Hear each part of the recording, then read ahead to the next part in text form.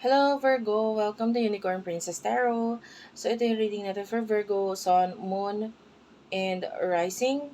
Ayan, check mo yung natal chart mo. Actually, this is for Virgo Rising. Pero maganda ko i-check mo rin yung iyong Sun sign, Moon sign. But anyway, this is for Virgo, Sun, Moon, and Rising na rin. General astrological reading natin ito for October 2024, ano yung effect ng solar eclipse sa'yo at ng full moon. Okay, depende sa kung nasaan ka sa mundo kasi yung iba, this will happen on October 2, yung solar eclipse, pero sa Philippines, it's on October 3. Tapos yung ano naman, full moon naman is on October 17, yung iba October 16. Sa Aries yun. And then yung solar eclipse is in Libra. Okay, so let's start. Okay, Virgo.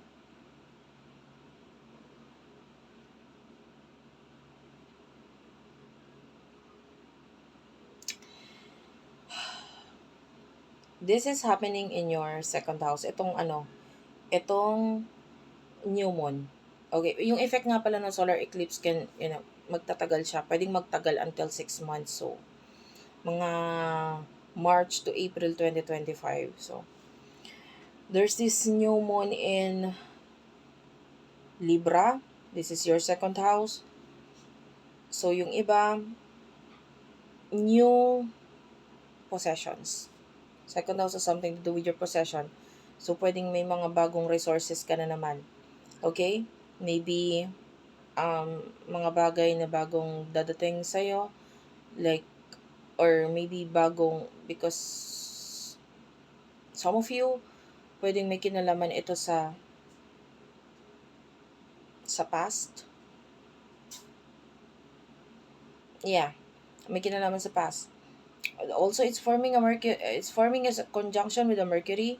So, pwedeng maybe past business. Also, pwedeng madagdagan ng resources mo because of your past business or something na mahalaga sa'yo in the past, and then maybe nandito yung focus mo ngayon kung paano magkakaroon ng new beginnings regarding dito. And because it's forming a conjunction also with the South Node, so ayan, all about new beginning na may kinalaman sa past. And I'm seeing na pwedeng yung iba with regards sa partnership, pwedeng a business and may kinalaman sa partnerships or yung mga taong um,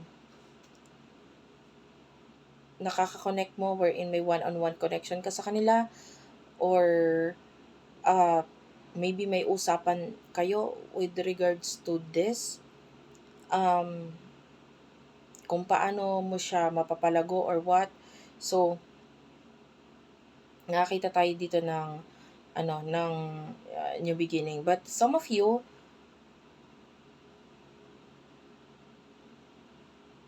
medyo pwedeng hindi agad siya ma-take ng action. Mahirap mag-take ng action. Kasi Mars is in Cancer.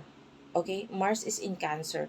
Ito ay nasa iyong um, 11th house. So, yung iba sa inyo, maybe a friend will tell you, will advise you na, teka lang, wag mo muna kayang gawin mo ito, wag mo muna. Maybe also a friend will tell you, it will dictate you, so sila ang magsasabi sa'yo kung anong dapat mong gawin. So yung iba, kaya hindi mo ma-push yung isang bagay because maybe a friend or group of people, katrabaho, sila yung magsabi sa'yo na ganito yung dapat mong gawin. And then because of pagsunod mo sa kanila, pwedeng hindi mo agad masimulan or hindi ka makapag-take ng action, maglagay, hindi mo maagad magawa ng changes yung isang bagay na may kinalaman dito sa iyong past, and maybe with regards to your resources, with regards to your material things or mga possessions mo, pwedeng hindi mo agad matake ng actions because of the advice ng mga friends mo na ito sa'yo. Okay? And because yung Mars ngayon is nasa Cancer eh. So, yung pag-take mo ng action is according sa iyong emotions. Ano ba yung nararamdaman mo during this time? Na pwedeng ito yung maging, some of you also could be a mother. Could be a mother. No? Kung hindi man yung friends, hindi man yung coworkers, could also be a mother because Cancer, they are like mothers. And, ayan. Or love na rin. Kasi it's forming a trine with the with the Venus. Ayan, so maybe a partner or a relationship or someone na may love interest sa'yo, or pwedeng you do have a relationship, pwedeng sila yung magsabi sa'yo na ganito gawin mo. So, anyway, yun lang ang nagiging dahilan kung bakit hindi mo siya masimulan agad-agad dahil sa mga opinyon ng ibang tao sa'yo, kung sino man sila. Okay? But,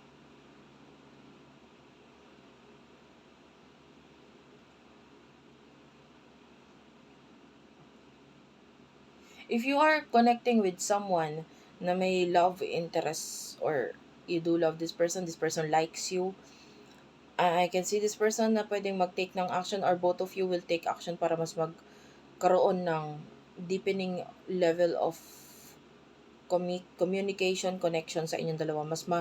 Mas high chance ang, well, I just noticed, it's forming a grand trine. Lahat ng water sign ay naka-form ng grand trine. Okay? Mars in Cancer, Venus in Scorpio, Saturn in Pisces. Okay? So, yung iba sa inyo, there's a possibility of um, you will become more emotional, or pwedeng ma-develop ang feelings mo with regards to someone, especially kung nakaka-connect mo siya sa social media. Okay? The only problem ha, kasi pwedeng may limitation regarding sa iyong partnership, sa marriage, no? Pwedeng may limitation regarding doon. Pwedeng hindi ka pwedeng makipagrelasyon dahil ikaw ay committed pa. Pwedeng yung iba ganon. And also, pwedeng nagkakaroon ng pagbabago regarding, kung ikaw ay committed pa, pwedeng nagkakaroon ng pagbabago regarding sa pananaw mo sa commit mo na ngayon. Okay? Pwedeng nandun yung feeling na, teka lang, parang may mali. Kasi it's also forming this trine here, or no, this is not trine, but rather sextile. Itong Uranus and Neptune, and yung Neptune with the Pluto, tapos the trining with the Uranus and the Pluto. So ito ang nangyayari dito is para ka naghubad ng pink na salamin, pink na salamin, rose colored glasses. It's like kapag nakasad ka kasi ng pink na salamin, parang lahat na nakikita mo ang ganda.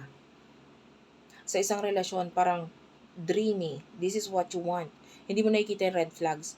But during this time, pwede magising ka sa katotohanan, teka lang, may mali. 'Di ba? Pwedeng you will learn during this solar eclipse kung ano talaga yung gusto mo in the future. And then kung ano yung meron ka ngayon sa present moment mo, mas magiging malinaw sa'yo kung ano yung gusto mong itapon, tanggalin, baguhin. Okay? And let's now move on to the full moon. Yung full moon kasi, it's in Aries. And this is in your 8th house. So, Aries, Aries is also, it is ruled by Mars. So, ito ay something to do with you na gusto mong i-take ng actions. So, nakakita tayo dito ng ending. Transformation, changes, ending. Yung sa iba, more like ending talaga. Okay? Bakit ending? Yung moon kasi is forming a forming a conjunction with the Chiron. So, yung conjunction na ito, maaring, di ba alam mo na kung anong gusto mong i-end or i-take ng action, or, pero, eto nga lang ha.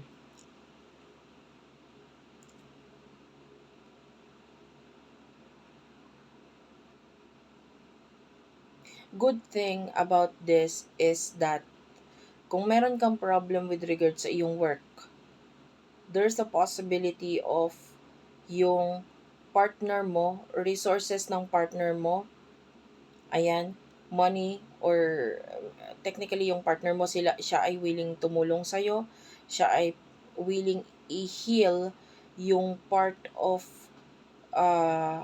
your life wherein pwedeng may kinalaman sa iyong career.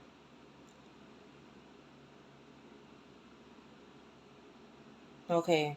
Nakakita tayo ng growth dito. So maybe a partner is willing to help you na magkaroon ng growth sa iyong career. And kung nagkakaroon ka ng problema, also a partner is willing to help you na solusyonan or mabago or magkaroon ng, kumaga nandito ako para sa'yo. Parang ganong kind of energy with regards to a partner. And, also, yung iba sa inyo, pagdating sa love interest, pwedeng nabanggit ko na yun kanina, pero nagtutuloy-tuloy talaga siya eh. Nagtutuloy-tuloy siya yung pagbabago ng pananaw mo, pagtingin mo with regards sa iyong partner. Okay? Especially sa mga nakaka-connect or communicate mo maybe with regards to your siblings, with regards to your with the social media, with the use of technology, pwedeng may mga part sa'yo gumising. Malaki ang naging tulong ng technology, ng teknolohiya para magising ka or yung siblings mo or yung neighbors mo or mga taong tinuring mo ng kapatid. So sila yung pwedeng malaki ang maitulong nila para magkaroon ng bagay na dapat mong baguhin sa iyong career or pagdating sa iyong buhay or pagdating sa iyong partnerships. Maaaring nandito yung focus mo. Teka lang, may mali dito. Kailangan ko tong baguhin. Kailangan ko tong ayusin. Okay? So, ganun yung nakikita nating effect sa'yo na to. Especially, nakakita tayo dito ng the Lilith and South Node. It's forming a conjunction. So, dahil nagkakaroon ng conjunction itong Lilith and South Node, and it is in the sign of Libra, might be yung iba sa inyo nararamdaman mo yung feeling na parang imbalance. Itong partner na ito, whether partner mo sa pera or kapartner mo in a relationship, pwede nare-realize mo, ang dami namin pagkakaiba. Hindi kami pareho, hindi kami pantay, hindi kami balance. So, there's this energy of you na makikita mo yung mga bagay na yun during this time. And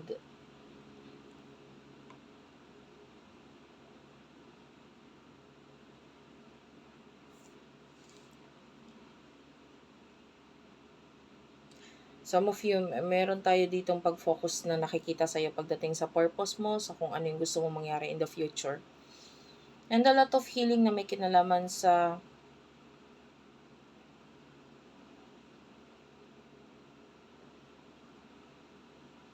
maybe with regards sa money, loans, tax.